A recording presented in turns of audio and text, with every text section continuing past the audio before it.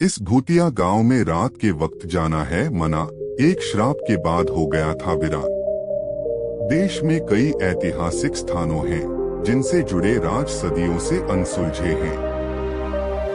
ये रहस्य ऐसे हैं जिन्हें जितना सुलझाने की कोशिश की जाती है वह उतना ही उलझता चला जाता है। ऐसा ही एक राज कुलधरा में दफन है। यह ऐसा गांव है जो रातों रात वीरान हो गया था। सदियों से लोग आज तक इस राज को समझ नहीं पाए कि आखिर इस गांव के वीरान होने का राज किया था। अनसुलझे राज वाले गांव को लोगों ने भूतिया गांव का नाम दे दिया। अगर हम बात करें दुनिया के भूतिया जगहों की तो राजस्थान के जैसलमेर जिले के कुलधरा गांव नाम सबसे पहले सामने आता है।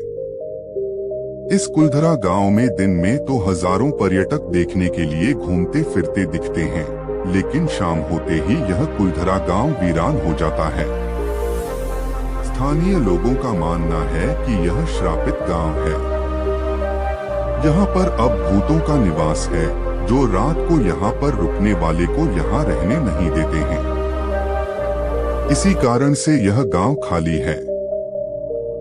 जैसलमेर से 14 किलोमीटर दूर कुलधरा गांव जो पिछले सैकड़ों सालों से वीरान पड़ा है।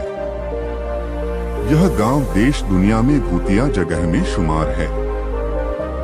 ऐसा माना जाता है कि पालीवाल ब्राह्मण समाज के लोगों ने सरस्वती नदी के किनारे इस गांव को बसाया था। उस दौरान इस गांव में खूब चहल पहल हुआ करती थी।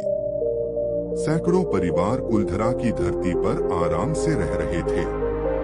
अचानक रातों रात यह गांव खाली हो गया। उसके बाद से वीरान पड़ा है, लेकिन आज ऐसी स्थिति है कि यहाँ कोई भी इंसान रात को भटकने से भी डरता है। इतने सालों बाद भी यहाँ पर किसी भी इंसान की बसाहट नहीं हुई है।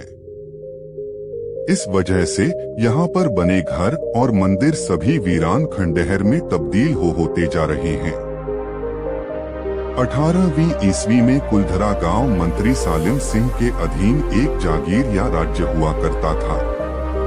सालिम सिंह के बारे में बताया जाता है कि वह बहुत ही क्रूर था और लोगों का उत्पीड़न करता था। लोगों के साथ विश्वासघात भी किया करता था।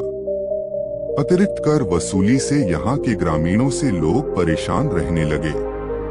पुरानी कहावतों में यह कहा जाता है कि सालिम सिंह को गांव के प्रधान की बेटी पसंद आ गई थी।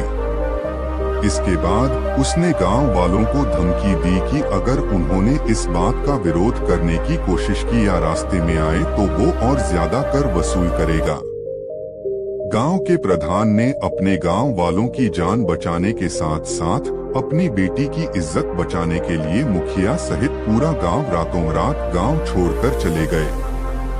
ऐसा कहा जाता है कि गांव वालों ने जाते समय इस कुलधरा को श्राप दिया था कि यहाँ आने वाले दिनों में कोई नहीं रह पाएगा।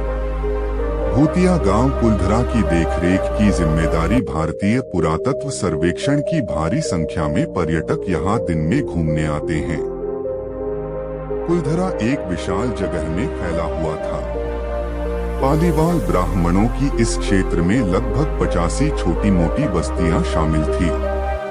अब गांव की सभी झोपड़ियां टूटकर खंडहर हो चुकी है। यहाँ एक देवी का मंदिर भी है जो अब खंडहर हो चुका है। इस गांव में एक शिलालेख भी है जिससे पूर्व में रहने वाले लोगों के बारे में जानकारी मिल सकती है। मैं आशा करता हूं कि आप लोगों को यह कहानी बहुत अच्छी लगी होगी। अगर अच्छा लगा होगा तो हमारे चैनल को लाइक, शेयर, कमेंट और सब्सक्राइब जरूर करें भाई। धन्यवाद।